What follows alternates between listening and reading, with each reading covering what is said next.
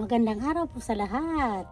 At ngayong araw na po ito is welcome po sa aking Buhay Amerika with Ate D. Ngayong araw, medyo mainit na po kasi tanghali na dito sa lugar namin sa Arizona. Pero hindi pa po maganda pa po talaga ang panahon. Hindi talagang as in mainit na mainit. Pero update lang po natin sa ating garden ngayon.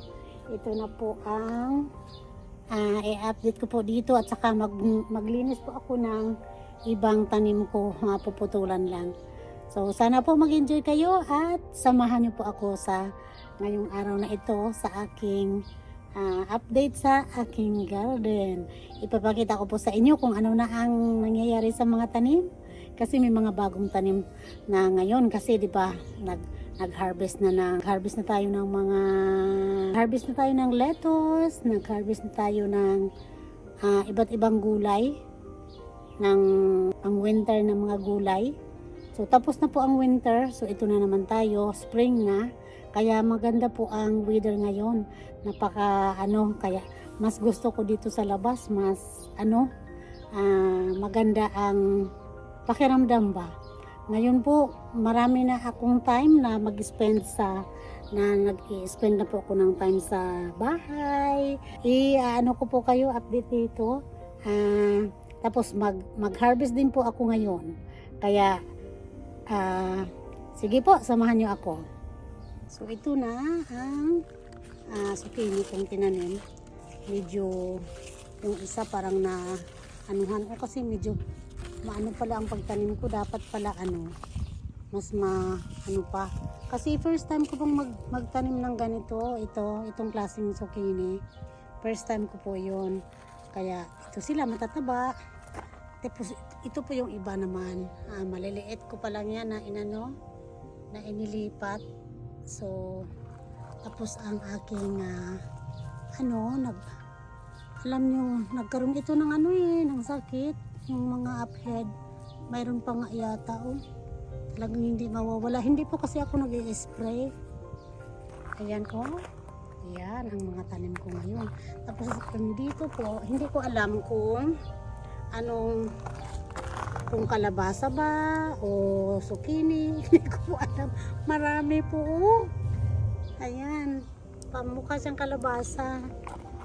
Saka hindi ko nga po alam, ang dami kasi pinaghahagis-hagis ko lang yung mga dito yung mga buto-buto na pinag-anuhan ko ng kalabasa din. Tapos naghagis din ako dito ng buto ng zucchini. Pero ito talaga, upo ito. Ayan yan, upo talaga yan, tinanim ko talaga. Mayroon pa dyan tapos diba ito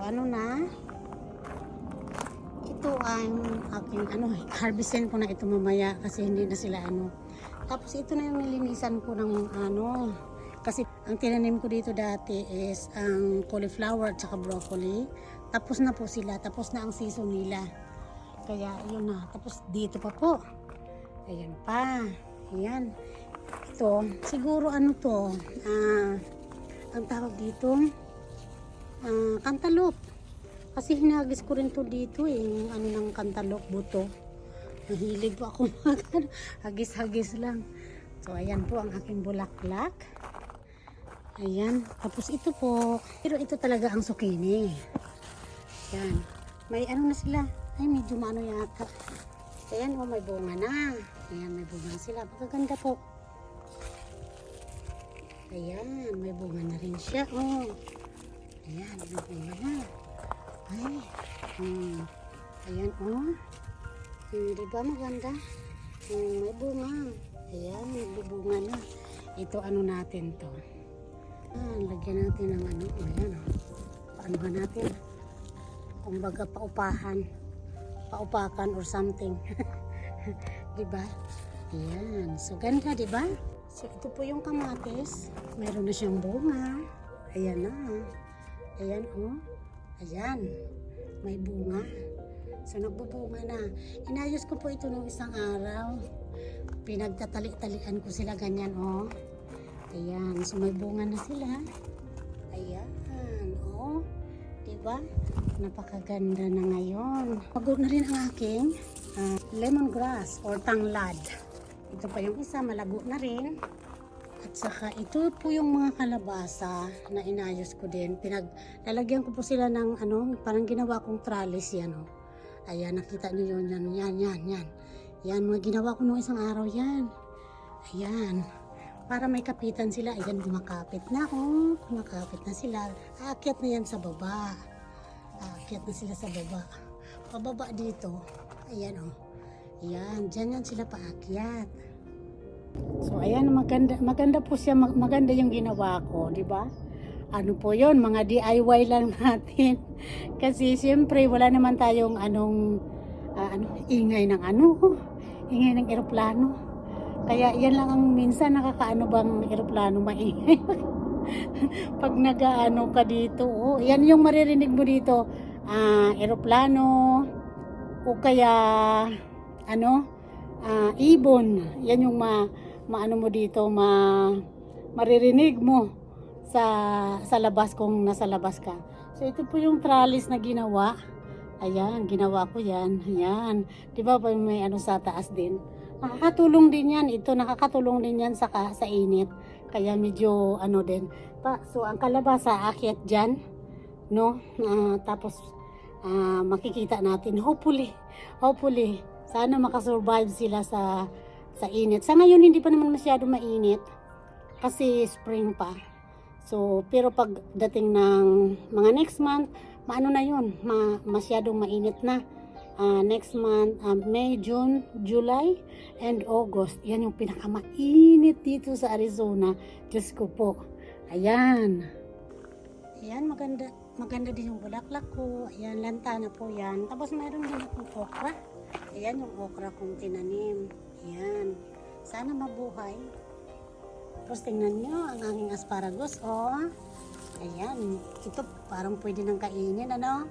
Ayan. Pero hindi pa hindi ko pa masyadong harvest. Kasi ito pa lang. Oh. Mga ilan-ilan pa lang. Sana lumaki pa.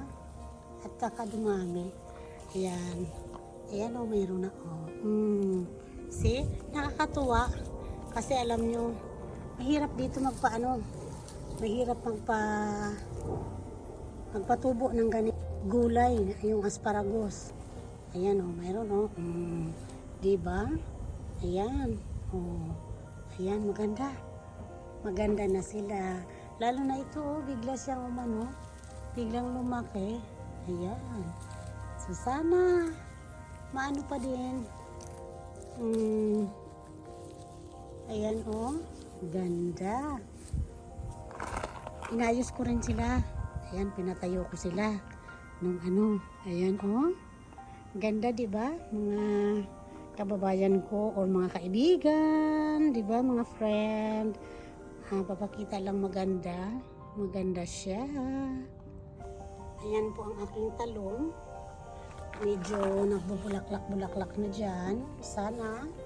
Tapos ito po ay din ito. Cantaloupe. Kasi hagis-hagis ko lang yung mga buto-buto. Tapos ito po yung asparagus na binili ko sa Home Depot siya. Na talagang ready to plant na ba. Tapos ayan na oh. Mayroon na siya. Ayan na. Diba? Ayan. Oh. Diba mayroon ng tumutubo. So ayan po ang aking update sa inyo. Meron din akong sitaw. Ayan o, sitaw. Ito naman patula ito. Ayan o, maliit pa. So titingnan lang natin kung mabubuhay siya sa init. Ito yung mga collard green ang tawag dito, parang spinach siya. Tapos ito po yung lettuce ko na Romaine lettuce na hindi ko siya na-harvest. Kasi ang dami ko kasing tinanim, hindi ko maubos kain. Tapos ito naman, mustasa po ito. Ayan o. Na-harvestan ko siya isang beses lang. Nilagay ko sa gulay, sa ginataang kalabasa ko. Pero, siyempre hindi ko siya kasi kapag ako lang kasi mag-isa Ayan o. Nagbubulaklak na. Ayan, pero tatanggalin ko rin po ito. Ayan, tapos yung ano ko pa, celery ko pa yan. Tanggalin ko na to ito kasi mamamatay din sila. Ayan o. At saka itong akin. May pesty po siya eh o. Ayan o. Yan yung itsura ng ano, ng pesty. Upheads yata ang tawag dyan. Ay, ayaw ko naman pong bumili ng spray eh. So, anuhin ko na, tatanggalin ko na siya ito. Ayan, tanggalin ko na. Tapos ito naman yung mga labanos. Pwede na siyang harvestin kasi mayroon na ayan o. Ayan, harvestin ko na siya mamaya. Tapos ito ang aking cabbage or repolyo. Marami po akong ano, beets. Ito yung spinach ko, maganda na oh. Ayan, siguro harvestin ko na siya ang spinach. Tapos tingnan mo naman aking bok choy. Ano, pitsay ba? Pitsay. Ayan, ito, alam ko, cucumber ito. Ayan. So, gagapang lang sila dyan. Tapos ito, haharvestin ko na rin ito mamaya. Yung head lettuce ko, hindi siya masyado gumanda. Pero haharvestin ko na din yan mamaya. Tingnan mo naman ang taba ng aking mint. Ayan, oh. Ayan, taba ng aking mint. Hinarvest ko ito kasi isang, like 2 weeks ago, inano ko siya, dinaray, binilad ba. O, ayan, ito yung aking labanos talaga sa atin yung puti. Pwede na siyang harvestin. Tapos, ito naman ang carrots natin. Ayan, carrots. Ayan. Ayan. Pero ang carrots hindi pa ready. Wala pa siya eh. Ano pa. Wala pang laman yung carrots. Ayan. So, ayan po yung update natin. Mano, may bunga siya. Oh, ayan. Siling pansigang po. Ayan. Inano ko lang po, ito talagang hinagis dito ba? Yung ano, buto. Isa lang ang nabuhay. Ayan. Saka yan, mayroon ng patula. At saka yung malunggay. Itong talong ko dito sa area na ito. Sa kabila. Ang tagas ng kamote ko. Tingnan nyo guys. Oh. Diba? Ganda niya. Tapos meron dito ayan. Ayan po ang mga kaganapan ngayon dito. Akala ko kasi zucchini ito eh. Mukha siyang kalabasa, diba?